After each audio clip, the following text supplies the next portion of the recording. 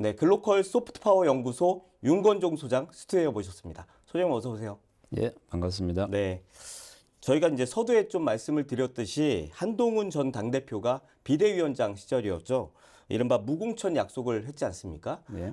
최근 이제 아산시장 재선거를 앞두고 있는데 국민의힘 인사도 예비후보로 지금 등록을 했거든요. 예. 약속을 어겼다고 봐야 될까요? 어떻게 보십니까?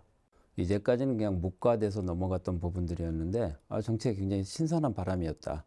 그래서 대한민국 정치가 한 단계 발전하고 책임 정치에 좀 더 근접하고 있다라고 저는 생각을 하고 있었는데 작년도 6월 17일 날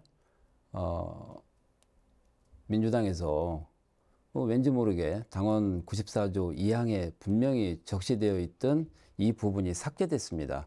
그러면서 이제는 법적 책임은 없다. 뭐 어디에도 구속이 되지 않으니까 이런 부분에 대해서 되게 좀 안타깝습니다. 이런 상황에서 민주당에서는 연일 국민의힘에서 공천을 취소해야 한다 이런 요구를 지금 계속하고 있는데요. 재선거를 유발한 책임을 좀 져야 된다 이런 의미일 것 같은데 민주당의 이런 요구 어떻게 보십니까? 불과 몇 년 전에 2020년도에 천안시장 선거에서 같은 현상이 발생을 했었어요. 네, 그랬죠. 그때 당시에 이제 우리가 사례를 짚어보게 되면 국회의원 선거와 그 시장 그 재보궐선거를 같이 했는데 당시 상황이 국회의원 천안시 가불병에서 전부 다 더불어민주당이 승리를 했습니다. 네. 그리고 그때 그 민주당의 한태선 후보가 약 한 8에서 10% 정도 여론조사도 앞서 있었고요. 네. 결과적으로는 아주 근소한 차이로 그 박상돈 후보가 시장에 당선이 됐습니다. 아주 유리한 그런 선거판에서도 민주당에 대한 책임을 분명히 유권자들이 물었단 말이에요. 당에 묻기도 했고 그 후보가 그 입후보를 하면서 그거에 대해서 명확하게 그 입장을 밝히지 않았던 부분. 그래서 저는 이런 사례를 봤을 때 분명히 유권자들은 이 재보궐선거의 규칙사유에 대해서 책임을 묻고 있다라고 판단을 하고 있었습니다. 사실 법적 책임은 없다고는 하지만 아까 소장님께서도 말씀하셨다시피 양당 모두가 이제 무공천 원칙을 내세우긴 했었잖아요. 근데 잘 지키고 있지는 않는 모습입니다. 정당의 책임 정치를 좀 강화하기 위해서 이 무공천 원칙을 좀 앞으로도 좀 지켜야 할지 아니면 또 다른 대책이 있다면 어떤 게 있을지 말씀 부탁드립니다. 선출직 공직자는 국민의 신뢰와 선택을 받는 겁니다. 네.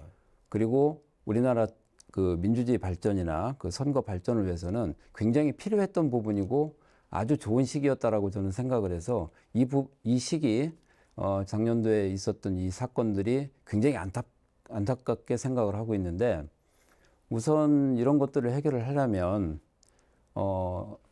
국회 내나 아니면은 거대 정당들, 우리가 이제 지금 양당 구도라고 얘기를 하는데 정치적 합의가 필요해요.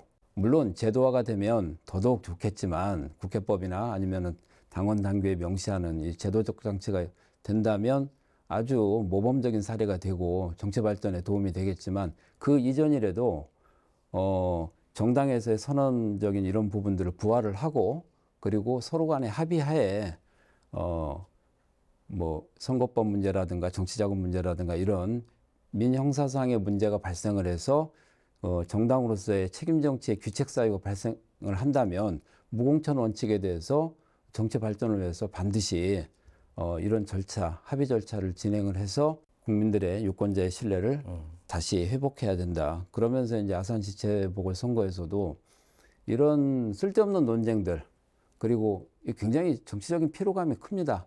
이런 부분에 대해서 정치인들이 각성을 하고 스스로 유권자나 지역 정당에서도 입장 발표를 분명히 해야 됩니다. 끝으로 이제 아산시장 선거를 앞두고 각 정당 혹은 유권자분들에게 하시고 싶은 말씀 있으면 좀 말씀 부탁드리겠습니다.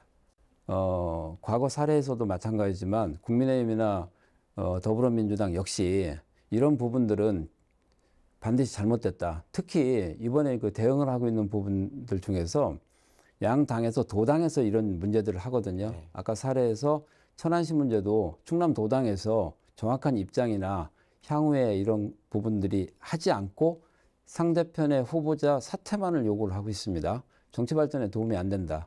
그리고 좀 더 깊숙하게 민생과 지역 발전, 현안 문제들 이런 쪽에 집중해서 정책 그 발전 또 시민들이 원하는 이런 정치를 해나가기를 이번 선거에 간절히 바라고 있고요. 좀 부탁하고 싶은 생각입니다.